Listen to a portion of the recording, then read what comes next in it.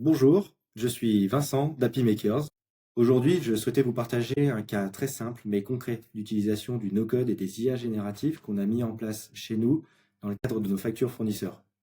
Chaque mois, on reçoit en moyenne une vingtaine de factures dans nos boîtes mail, Frédéric et moi, que l'on vient manuellement glisser et déposer dans une arborescence. C'est une action un peu irritante et très manuelle que l'on a donc à faire au quotidien. J'ai souhaité modifier cela en venant finalement ajouter un petit robot augmenté à l'IA pour qu'il fasse cette tâche en automatique. C'est un cas d'usage très simple, mais il présente un intérêt pour trois raisons majeures. Tout d'abord, moi je ne suis pas du tout un expert en développement informatique. J'ai réussi à créer cet outil en 1 heure de mon temps, sans avoir de connaissances majeures à l'origine. Ensuite, il est intéressant de se poser la question de pourquoi utiliser les IA dans mon contexte, entre données structurées et données non structurées. Et enfin, c'est de montrer la facilité d'intégrer l'IA générative dans un process aujourd'hui et avec une simple phrase. Regardons maintenant qui se cache derrière ce robot. On se retrouve donc sur un outil qui s'appelle Make. Peu importe l'outil, ça aurait pu être Zapier ou N8N qui sont également très bons. Ce qu'on constate, c'est qu'on est sur une interface qui est très visuelle et assez intuitive, et on se retrouve avec un processus qui va dérouler d'une action à une autre. Ici, nous avons 6 étapes qui vont suivre. Nous avons tout d'abord le webhook, tout à gauche, qui va permettre de lancer le processus, qui est un déclencheur une fois que mon robot recevra le mail. Pour la deuxième étape, je viens récupérer des variables. Ces variables sont importantes pour venir ranger la pièce jointe dans le bon répertoire chez Happy Makers. Nous avons un fonctionnement d'année, puis un sous-répertoire mois, pour venir classifier nos factures.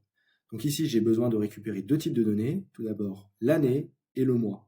Ici, on est sur des données relativement simples à récupérer, qu'on appelle des données structurées, qui sont issues de la date de réception du mail.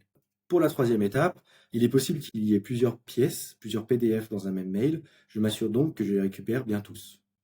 La quatrième étape ici a peu d'impact dans ce process. C'était au cas où si je voulais faire une variante sur un autre outil, et c'est le cas, je vous le présenterai après.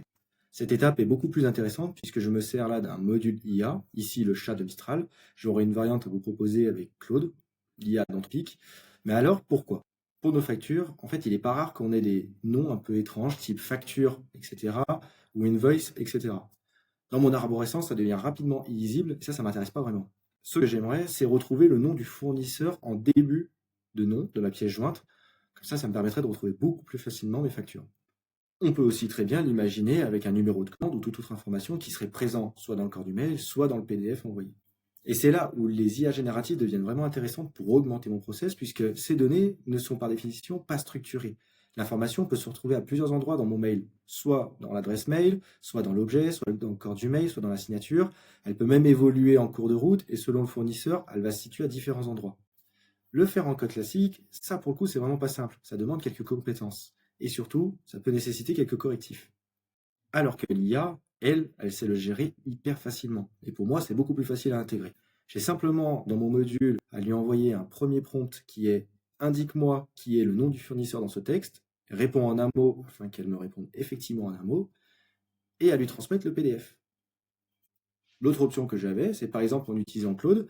Là, on est confronté un peu plus à un sujet de confidentialité, c'est pour ça que je suis bien moins à l'aise, mais c'était d'envoyer directement le PJ, la facture, à Claude, et lui demander d'analyser le document. On est sur des opérations presque d'ossérisation que des outils classiques savent très bien faire, mais l'IA sait aussi très bien faire, très rapidement, et pour le coup, facilement. Ici, ma variable chez Claude devient le PDF que je lui envoie, et le texte, indique-moi qui est le nom du fournisseur dans ce document, et encore une fois, réponds en un mot.